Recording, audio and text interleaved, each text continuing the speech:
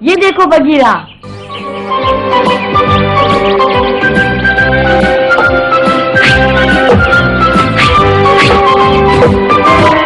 नारियल को लगा। हाँ, लेकिन तुमने उसके लिए 4 बार निशाना लगाया मोगली। हाँ, लेकिन ये तो शुरुआत है। तुम्हारे सब निशाने ठीक लगने चाहिए मोगली। फिर से कोशिश करो। ठीक है।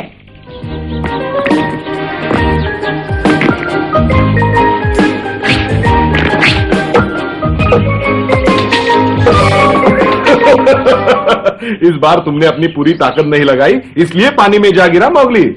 और ये पत्थर अपने हाथ में पकड़ के मत रखो, इन्हें अपने कमर में फंसा के रखो, जैसे अपना पंजा फंसाते हो। अच्छा विचार है। नहीं मोगली, वो लंबे पत्थर उठाओ। गोल पत्थरों के बजाय ये लंबे पत्थर ज्यादा उपयोगी साबित होंगे।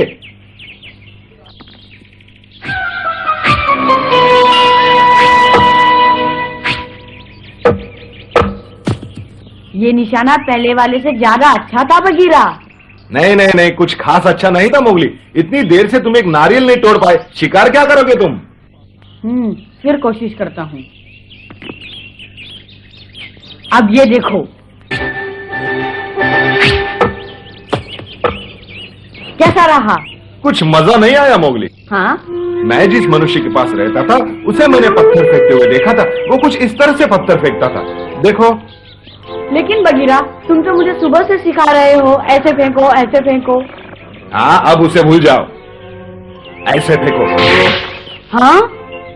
देखा तुमने? सबसे पहले अपने हाथ को पूरी तरह घुमाओ और फिर आगे बढ़ो। समझ रहे हो ना मोगली? दाएं हाथ में पत्थर पकड़कर उसके वजन का अनुमान लगाओ और फिर सारा जोर अपने कंधे पर डालो और पूरी ताकत लगाकर पत्थर फेंको। समझे? एक बात हमेशा याद रखना मोगली, शक्ति के साथ साथ युक्ति का होना बहुत जरूरी है। कुछ मनुष्य आसमान में उड़ते पंछी को पत्थर मारकर गिरा देते हैं मोगली। लेकिन तुम कैसे जानते हो? मैं भी उड़ते हुए पंछी को मारना सीखूंगा, तभी मैं मोती का असली बेटा कहलाऊंगा बगीरा। मैं अच्छा शिकारी बनूंगा बगीरा, खूब शिकार पकड़ूंगा और जो लाचार भेड़िए हैं उनकी सहायता करूंगा।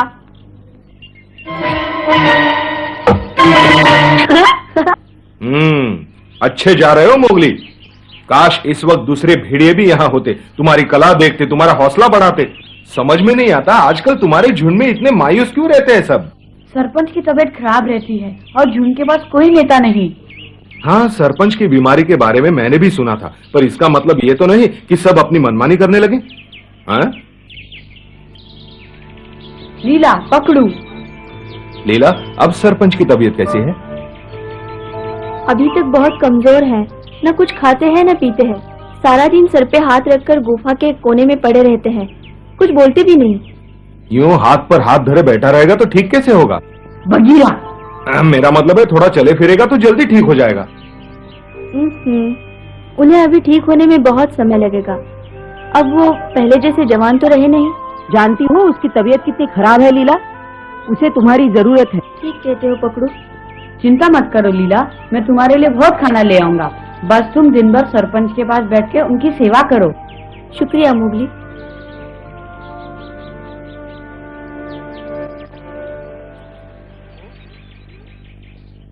लीला आजकल चुप चुप सी रहने लगी है।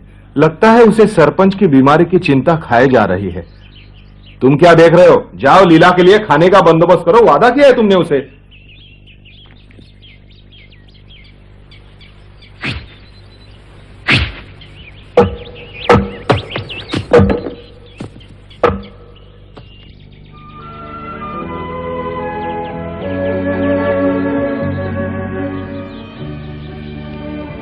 आज का दिन बड़ा मनुष्य है बगीरा, सुबह से खरगोश तक दिखाई नहीं दिया। लीला सोच रही होगी कि मैंने उसे झूठा वादा किया है। थोड़ा धीरज रखो मोगली। हाँ, सरपंच को भूख लगी होगी बगीरा, और अब तक हम दोनों ने एक भी शिकार नहीं पकड़ा है। वो क्या है?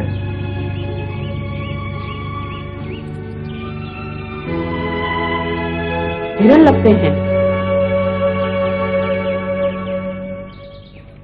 वो तो ऐसे भाग रहे हैं जैसे कोई उनका पीछा कर रहा है।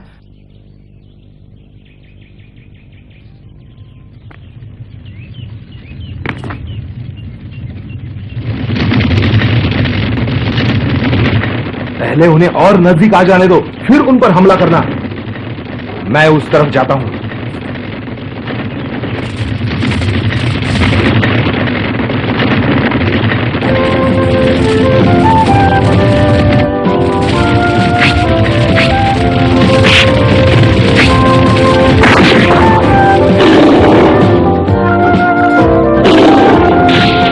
बहुत अच्छे बगीरा, तुमने 3 हिरण पकड़े हैं।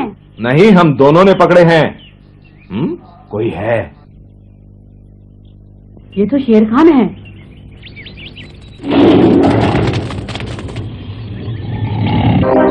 अच्छा अच्छा, जरा इन्हें देखो तबाकी। बगीरा और मोगली मेरे इलाके में हिरन पकड़ रहे हैं। ये तो सरासर कानून के खिलाफ है हुजूर। इन्हें जरूर इस अपराध की सजा मिलनी चाहिए। आखिरकार मोगली, मैंने जहां चाहा तुम्हें वहां पहुंचा दिया। भेड़ियों से बहुत दूर। तुम्हें यहाँ कोई बचा नहीं सकता, न तुम्हारा कोई दोस्त, न ही तुम्हारा रखवाला बगीरा। तुम्हारे लिए यही अच्छा है बगीरा, मेरी नजरों से दूर हो जाओ, वरना अंजाम अच्छा नहीं होगा। अब सोच क्या रहे हो बगीरा? सुना नहीं, जान प्यारी है तो चले जाओ। सुनो शेर खान, तुम और तुम्हारे चमचे मेरा कुछ नहीं बिगाड़ सकते। जहां तक कानून तोड़ने की बात है, तुम इस वक्त हमारे इलाके में खड़े हो, हम तुम्हारे इलाके में नहीं। बहुत बोल चुके बगीरा, इससे पहले कि मुझे गुस्सा आ जाए चले जाओ। हाथी ठीक कहता था शेर खान, तुम कानून के दुश्मन हो। तुम दूसरे जानवरों के इलाके में घुस के उनका खाना चुराते हो शेर खान। तुम अपने आप को ताकतवर समझते हो, लेकिन मैंने तुम्हारे जैसा बुज़दिल कभी नहीं देखा। हाथी कहता है इसीलिए तुम्हारे जिस्म पे लकीरें पड़ी हैं। हाँ मोगली, इसे कहते हैं शैतान की लकीरें। अच्छी है ना? खामोश, बहुत हो गया। मोगली, मुझे लगता है जिस तरह से मैं इसे समझा रहा हूँ, इसकी समझ में नहीं आ रहा। जरा तुम इसे समझाओ, दूसरे के इलाके में शिकार करने की इजाजत कैसे ली जाती है? ठीक है, तुम कहते हो तो देखो, शिकार की आज्ञा ऐसे लेते हैं शेर खान। हुजूर, मुझे आपके इलाके में शिकार करने की आज्ञा दीजिए, मुझे बहुत भूख लगी है। समझे? हाँ हाँ, समझ गया होगा। अब इसे ये बताओ कि हम क्या जवाब देंगे। जितना चाहिए उतना ही लेना शिकारी, लेकिन हम किसी कानून के दुश्मन को हमारे इलाके में शिकार करने की आज्ञा नहीं देंगे। हाँ, ये भी तो पक्का शैतान है। तुम अपने चमचों को लेकर यहाँ से चले जाओ शेर खान। अब तुम मुझे पकड़ने का इरादा छोड़ दो शेर खान।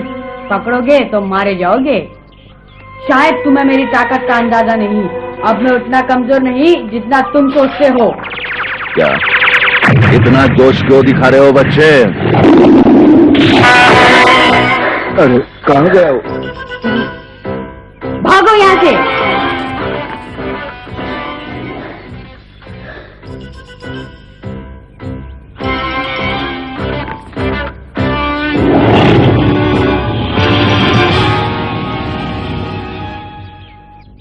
तबाकी, इधर आओ। जी बोलिए, क्या हुक्म है हुजूर? ध्यान से सुनो। तुम अपने साथियों को लेकर उन हिरणों के पास जाओ। जब बगीरा तुम्हें देखेगा तो जाहिर है कि वो तुम्हें रोकने के लिए तुम्हारी तरफ दौड़ेगा। उसी वक्त मैं उस खमंडी बच्चे का काम तमाम कर दूंगा। ठीक है हुजूर, समझो काम हो गया। दोस्तों, मेरे पीछे आओ।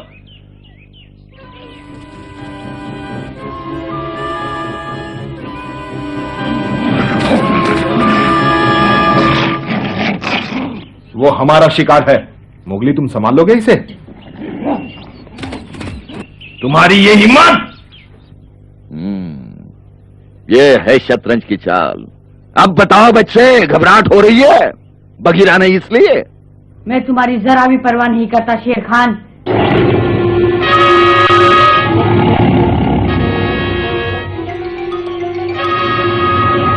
चोर, बदमाश!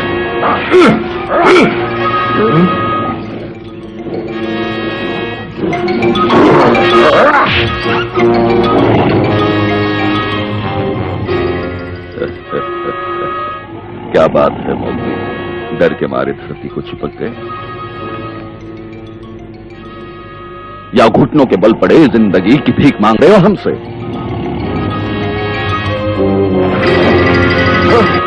अब नहीं बचोगे।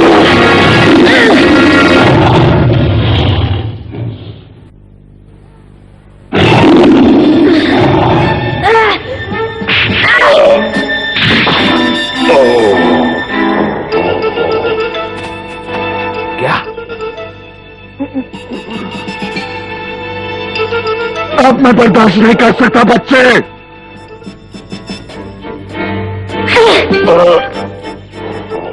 तुम्हारी ये हिम्मत, ये सब कहां सीखा तुमने? बहुत अच्छे मोगली, चलो। डरना मत मोगली।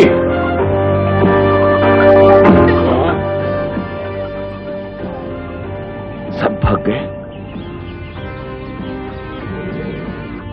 शेर खान कभी हारता नहीं बच्चे।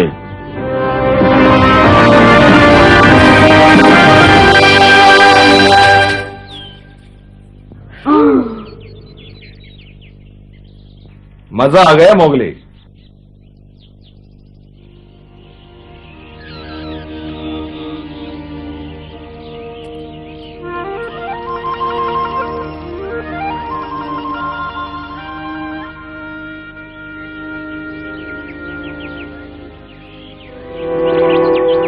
वाह मोगली, तुमने बड़ी बहादुरी से शेर खान का सामना किया। ये अच्छा था कि वो हमारे इलाके में था, लेकिन एक बात मेरी समझ में नहीं आई कि बाकी भेड़िए क्या कर रहे थे। शेर खान हमारे इलाके में घुस आया और किसी को पता तक नहीं चला। क्या सभी भेड़िए सरपंच की बीमारी को लेकर इतने दुखी हैं? क्या वो अपने इलाके की निगरानी तक नहीं कर सकते? नहीं, ऐसी कोई बात नहीं है बगीरा। भेड़ियों का दिल बहुत बड़ा है। वो सिर्फ इसीलिए दुखी है क्योंकि उनका झुंड टुकड़े टुकड़े हो रहा है। कुछ दिन पहले की बात है, तुम यहाँ नहीं थे।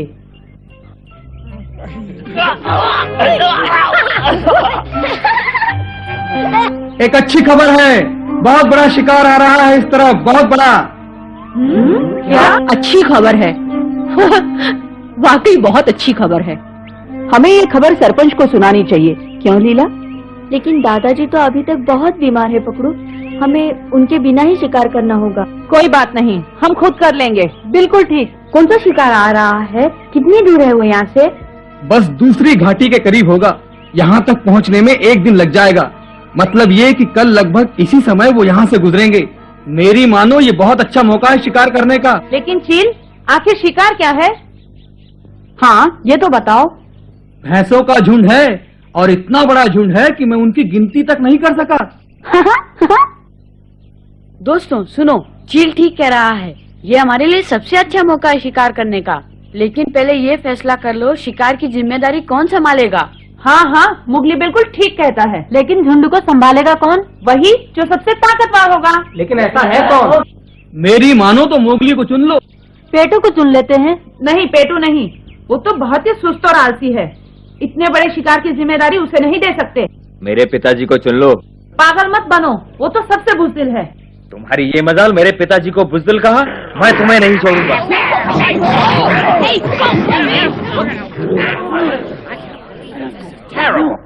अब तुम कोई शिकार की तैयारी करोगे या बच्चों की तरह आपस में लड़ते रहोगे? बड़े शर्म की बात है, मैंने ऐसा तो कभी नहीं देखा। इस तरह बात काफी बिगड़ गई। सब एक दूसरे से बहस करने लगे और कोई किसी की बात सुनने को तैयार ही नहीं था। कोई फैसला नहीं हुआ। कोई फैसला नहीं हुआ था तो शिकार तो हुआ नहीं होगा। नहीं, शिकार तो हुआ था। डमरू ने सरपंच की परवाह नहीं की। वो बोला, नेता होते हैं बच्चों के लिए, हम अपने दम पर भैंसों का शिकार कर सकते हैं। डमरू ने ऐसा कहा? उसका दिमाग खराब हो गया था क्या?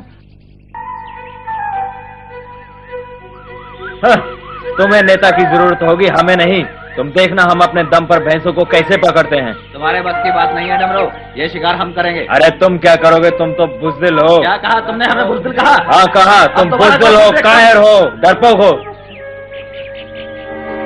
अब तुम पूरी राम कहानी मत सुनाओ, ये बताओ शिकार हुआ कि नहीं? जैसे चील ने खबर दी थी वैसे ही अगले दिन बहुत बड़ा भैंसों का झुंड वहाँ से गुजरा। किसी को भी शिकार के बारे में मालूम नहीं था। जिसका जहाँ मन किया वो वहाँ पर भैंसों का इंतजार करने लगा।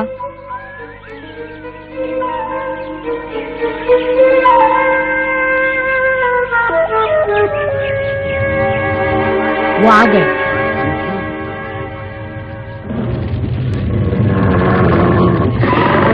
हमें जल्दबाजी नहीं करनी चाहिए अकड़ू।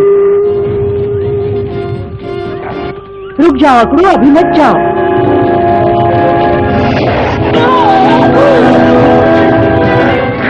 अकड़ू नहीं।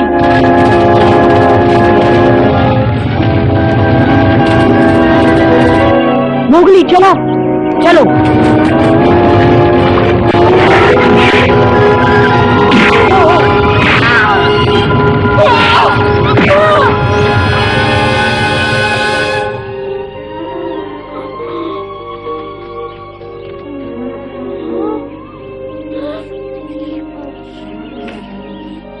पकड़ू, क्या हुआ?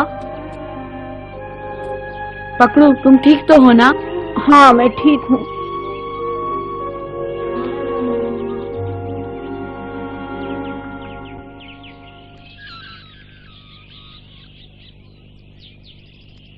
चलो, कोई घायल नहीं हुआ। अरे इन शिकारियों को देखो, भैंसों का शिकार करने निकले। आओ महान शिकारियों, माफ करना, यहाँ कोई भैंसा नहीं, सब भाग गए। शायद तुम ही लोगों से डरकर भाग गए हो, लेकिन पता नहीं जाते हुए हंस क्यों रहे थे। कितनी मेहनत की है तुमने उन भैंसों को पकड़ने में। इतनी मेहनत अगर तुमने केले के पेड़ पर की होती तो जरूर कुछ केले तोड़ लेते। अभी देखता हूँ। अकड़ू, उनकी तरफ ध्यान मत दो। उन्हें ये एहसास मत कराओ कि तुम्हें उन पे गुस्सा आ रहा है। तुम तो जानते हो उनकी आदत है बकबक करने की, कुछ भी बोलते रहते हैं। लेकिन इन्होंने मेरी बेइज्जती की है मोगली। हाँ, ये लो मोगली, पकड़ो। क्या हुआ, चक्कर आने लगे मोगली? बस, बहुत हो चुका। अरे देखो, शिकारी को गुस्सा आ गया। अब तुम नहीं बचोगे बंदरों। अच्छा, तो उन भैंसों की तरह हमें भी डरा रहे हो? चुप रहो।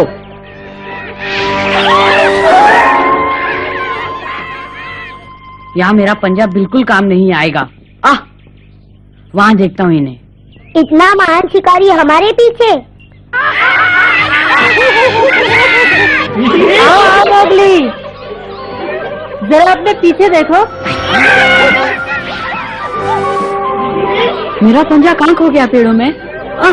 लग गए क्या मोगली?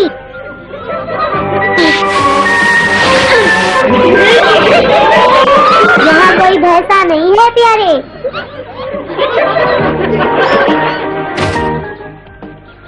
यहाँ बंदरों से निपटना मुश्किल है। इतनी जल्दी हार मान गए मोगली, यही तो मजा है। अब समझ में आया कि वो भैंसे क्यों हंस रहे थे, क्योंकि तुम शिकारी कम और मदारी ज्यादा लगते हो। अब चलो मोगली, मैं तुमसे बदला लूंगा, याद रखना। क्यों, भैंसों का शिकार नहीं करोगे? मैंने पूरी ताकत लगा के पंजा फेंका, लेकिन वो पेड़ों में गायब हो गया। अच्छा, तो इसीलिए तुमने मुझसे पूछा कि पत्थर से कैसे वार किया जाता है? सिर्फ यही वजह नहीं, सच तो यह है कि मैं उन बंदरों से बदला लेना चाहता हूँ। जब भी उनके बारे में सोचता हूँ बहुत गुस्सा आता है मुझे। जाने दो मोगली, तुम्हें और बहुत कुछ सोचना चाहिए, जैसे कि झुंड में एकता कैसे रखी जाए। देखो, सरपंच अब बूढ़ा हो चुका है और किसी न किसी को तो झुंड की जिम्मेदारी का भार अपने कंधों पर लेना होगा। काश पिताजी जिंदा होते तो नेता के बारे में सोचना ही नहीं पड़ता। ये मत भूलो मोगली, विक्रम भी बहुत अच्छा सरपंच था। मैं जानता हूं तुम अभी तक उसके बारे में परेशान हो, लेकिन विक्रम किसी और वजह से गया था। अब मैं अपनी गुफा में जा रहा हूं मोगली। आज तो अपना खाना बचाने के चक्कर में बहुत मेहनत करनी पड़ी। अब खा पीकर आराम करूंगा। तुम्हें तो अभी लीला को खाना पहुंचाने जाना है, चलता हूं।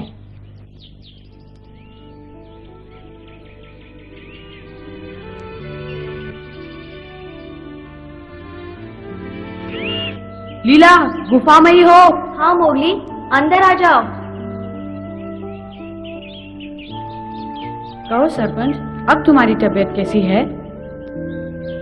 बिल्कुल ठीक तो नहीं, पर पहले से बेहतर है। बेचारी लीला ने मेरी दिन रात सेवा की है।